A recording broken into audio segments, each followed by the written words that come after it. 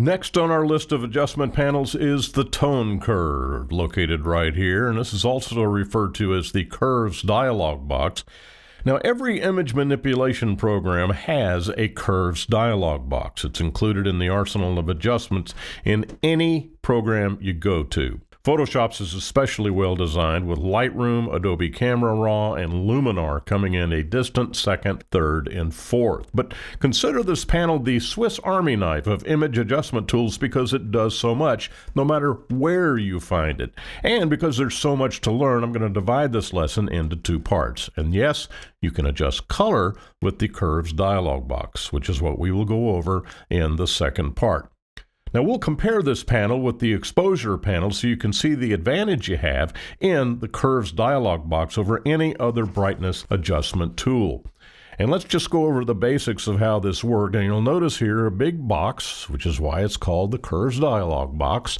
And it's got this diagonal line. Now down here is the absolute darkest areas of the image represented. Up here are the brightest areas of the image represented. And of course everything else is between, with the dead center being midtones. Now let's take a look at this by looking at the histogram, because it'll help you to understand exactly what's going on here between the exposure compensation panel and the Curves Dialog Box. Now, strictly from a technical standpoint, this is a perfect exposure. Again, with the histogram, don't pay any attention to the shape of the histogram. All we care about is how far to the right this graph goes without actually touching the border of the graph. And we have headroom here, so we have all of the digital information included in the image. Nothing is blown out. Also, in the left part of the graph, same thing. We've got a nice gap here, which tells us that we have all of the digital information included in the darkest areas of the image. So again, strictly from a technical standpoint, this is a perfect exposure. Artistically, however, it is lacking in that the center of attention in this image is the little girl's face, and it is underexposed. So let's look at how to adjust the exposure on this image using both the exposure compensation and Curves Dialog Box, and I think you'll instantly see the advantage you have in using the Curves Dialog Box. Now, as I make adjustments on this image, pay attention to how it affects the histogram. So we're going to take the exposure slider and move it to the right, and look at how the leading right edge of the image begins to move toward the right border of the graph. And the further we go, I mean, this is obviously an over adjustment, but just to show you what's going on. Now, correspondingly, we're moving away from the left side of the graph, and we're increasing the gap between absolute black and where this image is currently positioned. Now let's look at and see if we have any blown out areas, and we're starting to get there. This little, area down here is starting to blow out. Let's just continue, and you can see that as we go further to the right, we are blowing out areas of the image. Now, artistically, obviously, this is not right, but just to show you how this particular adjustment panel affects the image in terms of the histogram. Now, let's do the same thing down here, and we're just going to push in the middle. We're going to take the midtones and push up on them, and I want you to notice what happens with the histogram. Now, as we go up to brighten the image, of course, we go up to brighten and we come down to darken. Very basic. So we come up and we push up. Now look at the gap right here. Look at the leading edge of the histogram, and you'll see that it doesn't move anywhere near as much as when we make the same adjustment with the exposure compensation panel. Let's go ahead and push it further, further, and further. And we continue to brighten this image. And notice that the gap here continues to be maintained. And we have our exposure warning indicator activated here, and we can see that there is no area of the image that's blown out, which means that even as we increase the exposure with the tone curve adjustment, we still have all the digital information in the bright and dark areas of the image. Yes, this is becoming wider. No question about that, but the more important issue is that we don't have any blown out highlights. And what that means is that this area right here, which represents the brightest areas of the image, stays stationary. Same thing for the darker areas of the image. So let's go ahead and continue. And we can push and push and push and push. Now, artistically, this is way overexposed. We don't need anything near this much of an adjustment to improve the image, but just by way of demonstrating that we can continue to push up on this middle area and not have any blown out highlights. Now, visually, it looks like that there are some blown out highlights, but trust me, this little indicator right here will tell you if we are blowing out highlights, and we are not doing that. Now, this area right here represents some of the brighter areas of the image, and we can take this area and even push this up. And notice we're not blowing out any areas of brightness in the image. So now let's go ahead and remove the nodes and go back to normal. So you can see that using the Curves Dialog Box is much, much better in terms of retaining the quality of the image as you make these adjustments.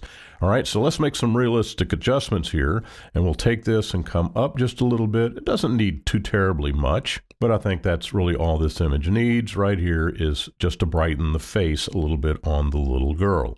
Now, that's the most basic adjustment that you can make with the Curves Dialog Box. Let's go ahead and take this down here. Now, I've changed my mind. Let's go back up here, and now we're going to improve the contrast. Now, we always use the Curves Dialog Box first when you want to adjust contrast. Again, as I mentioned in previous lessons, don't use the contrast slider when you want to adjust contrast. Use the Curves Dialog Box. Now I'm going to pull down on the darker areas of the image, and I'm going to push up on the brighter areas. And you can see, now this is not usable, but just to demonstrate to you the precise control that you have over these adjustments. See how the darker areas of the image are responding to this movement right here? Now let's take the brighter areas. See how the brighter areas of the image are responding without affecting the darker areas. So I'm going to remove these little nodes. I'm going to show you a basic adjustment. It's called the S-curve. We take this, we pull it down just a little bit. We take this, we push it up just a little bit, and as you can see, it resembles an S, which is why they call it an S-curve. And this is before and after. And again, artistically, this is not what you want, but there are some images that when you want to increase contrast, use the Curves Dialog Box and start with an S-curve adjustment and see if that doesn't help your image. And if it doesn't, then just adjust it. I mean, you can take this and just do anything with it. Push this up here, maybe push this up a little more.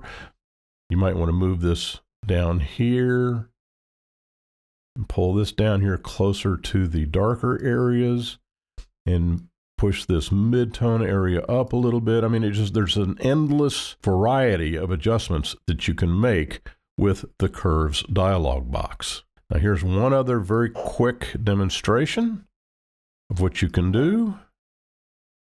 Now you can also take this and you can increase the dark areas of the image. And I'm going to turn on the warning indicators for the dark areas of the image. And we also have the warning indicator for the bright areas of the image on as well. So when you take the very, very bottom of this diagonal line and move it, and look at the histogram, see here on the dark areas, we're now blowing out the dark areas. We have no more detail in the darker areas of the image.